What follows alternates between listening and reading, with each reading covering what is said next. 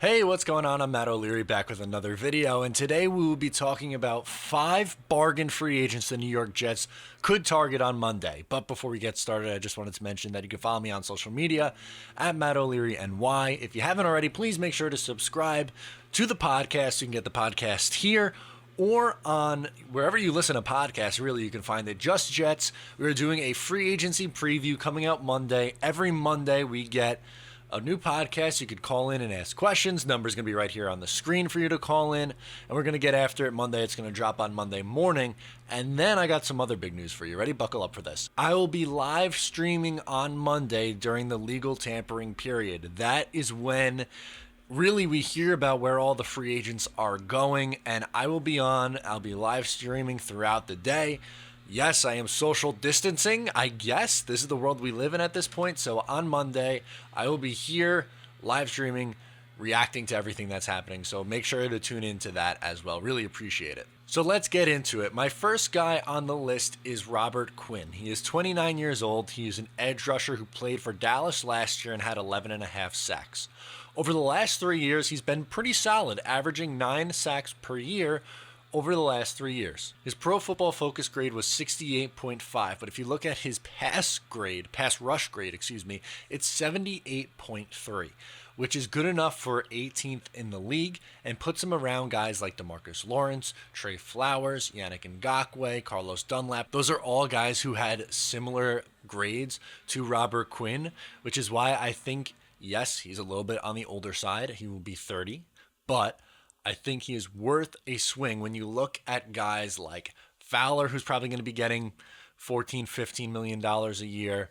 For some godforsaken reason, Jadeveon Clowney is going to be getting $20 million a year.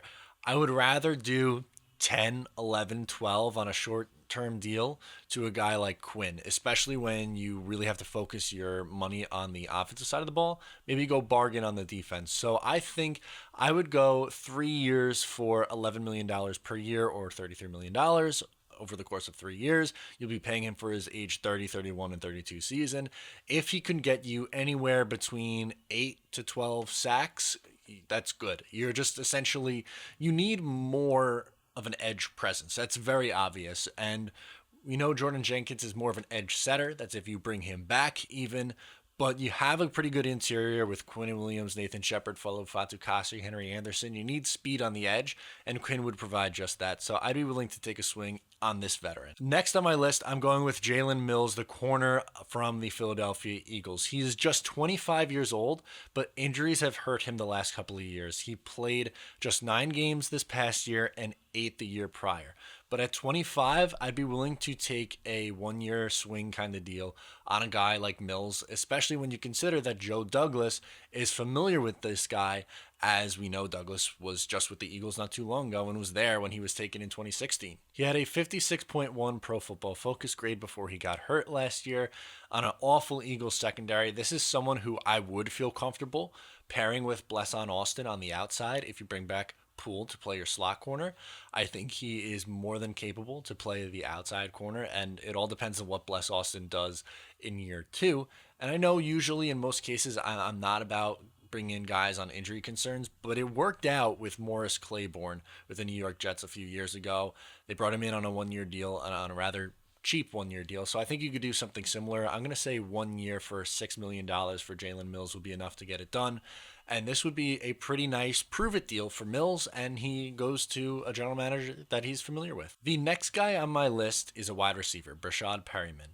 He is from Tampa Bay. He is 26 years old, a former first-round pick who hasn't put up phenomenal numbers, but came on really strong down the stretch last year. He had over 100 yards in the last 3 weeks of the season and 4 touchdowns. He finished the year with 645 yards and 6 touchdowns. Obviously, a lot of the production coming at the end of the year, but he is someone who can take a top off of defense, and he's not small. He's not a slot receiver. He's a big boy at 6'2". He had a 72.8 Pro Football Focus grade. He is someone who could play on the outside and replace a Robbie Anderson. Ideally, I would like to bring Robbie Anderson back, but if you are looking on a value deal, I would think about bringing a guy like Perryman. I think you can get him for about 3 years, $24 million, so $8 million per year. Robbie Anderson's probably going to be between, if I had to guess, I don't think he's going to get $14 million or $15 million on the higher end of his asking price. I think you're going to be looking at around 11 or 12. So if for whatever reason Robbie leaves, he goes to Philly, maybe he goes to Carolina to reunite with Matt Rule, I think Perriman would be a pretty decent swing and a cheap one for Joe Douglas to take, and one that I think makes a lot of sense. For my fourth guy on this list, I'm going to go wide receiver again, but likely a cheaper option in DeMarcus Robinson. He's 25 years old, coming from the Kansas City Chiefs. He has played 4 years there, and this past year had over 400 receiving yards and 4 touchdowns. And I know what you're thinking, oh, that's not a lot. That's not big production. But when you consider how many other targets the Kansas City Chiefs have, Travis Kelce, Tyreek Hill, Hardman, Sammy Watkins, he is way down on the pecking order of targets. So I think this is someone who, if he does hit the open market, which I fully expect him to do, I don't think Kansas City brings him back. I think he can get a pretty decent deal and a little bit of money because he's a deep threat.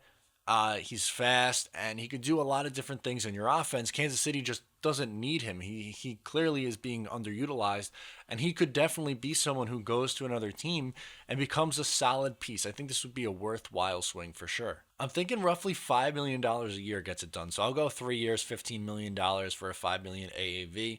I would like to take a swing on either him or Perryman, depending on what Robbie Anderson does. If Robbie leaves, then my plan would be sign one of those two guys and go wide receiver in round 2, because I can't think about Demarcus Thomas getting receptions or a lot of targets for this New York Jets team in 2020. I just can't do it. Finally, this brings us to my last guy on this list, which is Bryan Bulaga, the right tackle from the Green Bay Packers. He is 31 years old, but is still extremely productive. He had a 77.8 Pro Football Focus grade and an 80.1 run blocker grade. He is the 15th ranked tackle, 15th in the top half of the league in offensive tackles. He plays on the right side, which is something like Jack Conklin does. And when you look at what Jack Conklin is going to get, which is probably close to $18 million a year, I would rather, I think, sign Bulaga, who will give you similar production. Yes, he is older, but similar production at way less of a cap hit number.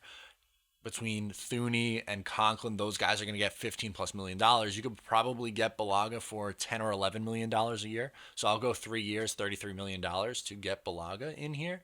And now I'm not saying to sign each and every one of these guys. I'm just giving you 5 different options that are on the lower end of free agency that I would be willing to take a swing on. I think these all kind of tend to make sense for the New York Jets and their needs.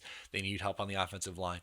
They are going to need wide receiver help. They are going to need help at corner, and edge rusher has been a need for over a decade with this team, and that hasn't been addressed yet. Obviously, I would like them to sign a couple of more higher-end free agents, but obviously you can't just go out there and say, I want to sign every single big-name guy. I want Conklin. I want Thuney. I want Fowler, all these guys. I want Byron Jones, every single big name at each position. It doesn't work like that.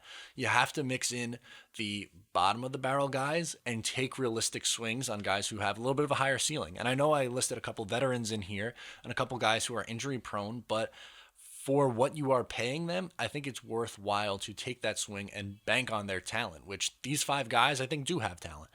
I am not willing to take a swing on a guy like Emmanuel Sanders, who I think has regressed a little bit each of the last few years. I really want no part of Jadeveon Clowney, who I think is extremely overrated. There are some guys that I would feel more comfortable with on the lower end, like I just listed, than paying big-time money in other areas. Let me know what you guys think as well down below in the comments, or get at me on social media. Thank you so much for tuning in. Make sure to subscribe if you're new, and I'll talk to you next time.